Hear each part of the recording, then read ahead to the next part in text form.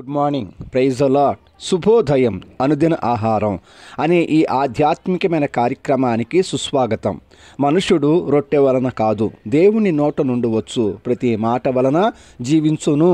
ఈరోజు దేవుని యొక్క వాక్య ఆత్మీయ ఆహారము కీర్తనల గ్రంథము 35 అధ్యాయము 15 వచనంలోని 2వ భాగము.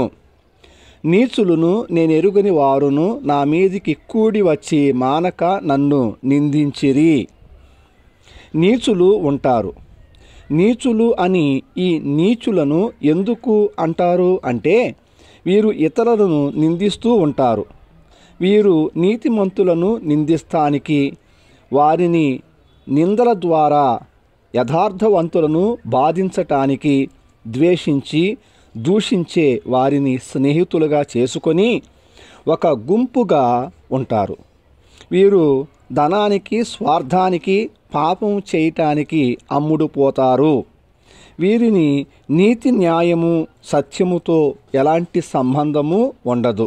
వీరికి ఒకవేళ పెదవులతో వాటిని ఉచ్చరిస్తూ ఉండొచ్చేమో కానీ వీరి జీవితపు విధానమునకు, నడవడికి, క్రియలకు ఎంత మాత్రము చోటివ్వరు. అట్టి నీతి స్వభావపు క్రియలు వీళ్ళ జీవితాలలో కనబడుట అసాధ్యము. వీరి ద్వారా దుఃఖపడేవారు, మా ఉసురు నీకు, నీ కుటుంబానికి తగిలి నాశనమైపోతారు అని నిందిస్తూ ఉంటారు. ఇట్టి శాపంకి వీరు అర్హులే. ఇట్టి శాపము ద్వారా నీచుల జీవితపు భవిష్యత్తును కోల్పోతారు.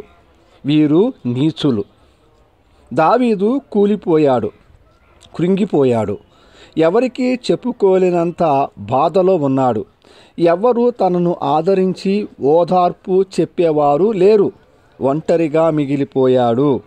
అయితే ఇలాంటి శ్రమలో ఉండగా తాను ఎరగని వారు గుంపుగా వచ్చారు.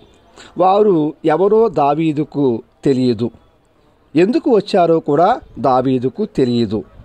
వారు మాట మీద మాట ఇలా మానక నిందించటం మొదలుపెట్టగా అప్పుడు తెలిసింది వారు ఎందుకు వచ్చారో, ఎవరు పంపితే వచ్చారో.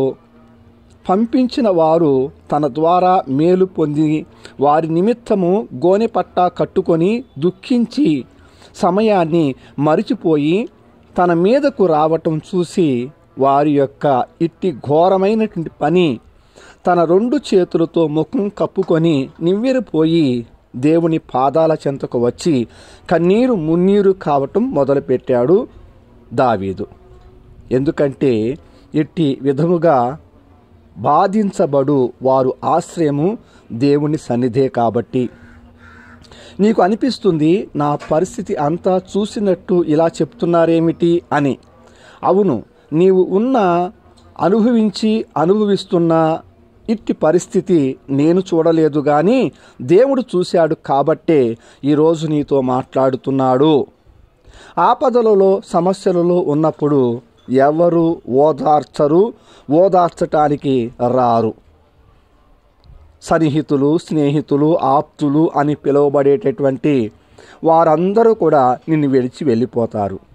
నీకు దూరమై నీ క్షేమస్థితి కలిగిందని సమాచారం అందినప్పుడు తిరిగి బాగున్నావా, ఏమైపోయావబ్బా, ఇంతకాలం కంటికి కనబడవైతివే అని ఎంతో ఆప్యాయ ప్రేమను వలకపోస్తూ లేని ప్రేమను బలవంతాన ఎక్కడి నుండో తీసుకుంటూ నిన్ను పలకరిస్తారు.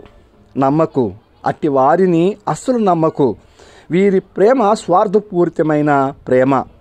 నీకు శ్రమ కలిగింది, నీవు అన్నీ కోల్పోయావు అని తెలిసిందా, నీకు ముఖం కూడా చూపించరు.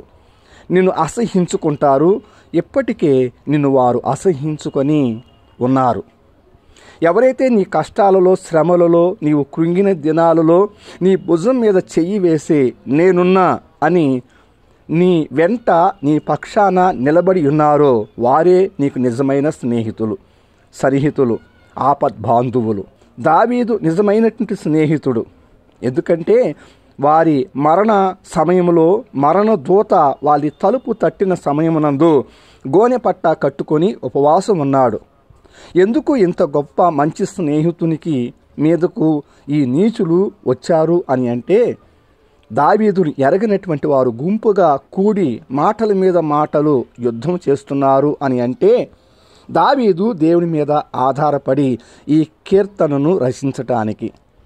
మన విశ్వాస యాత్రలో ఇలాంటి వారు ఉంటారు, తస్మా జాగ్రత్త, నేనున్నాను అని దేవుడు దావీదు ద్వారా మనతో మాట్లాడి మనలను బలపరచటానికి. నీ జీవితం అనే నీ డైరీ పుస్తకంలో ఇట్టి సందర్భాలు కూడా అనేకులను బలపరచటానికే చోటు చేసుకుంటున్నాయని ఎరుగు. దేవుడు నిన్ను దీవించునుగాక. ప్రార్థన. ప్రేమాస్వరూపమైనటువంటి మహాకనికరం కలిగిన మా పరలోకపు తండ్రి, నీకు స్తోత్రాలు. మమ్మల్ని ఎంతో ప్రేమించి మాకు అనుగ్రహించిన ఈ దినం యావత్తూ మీ దయగల హస్తాలకు అప్పగిస్తున్నాం. ఎంతో భయంకరమైనటువంటి దినాలలో మేము ఉన్నాం.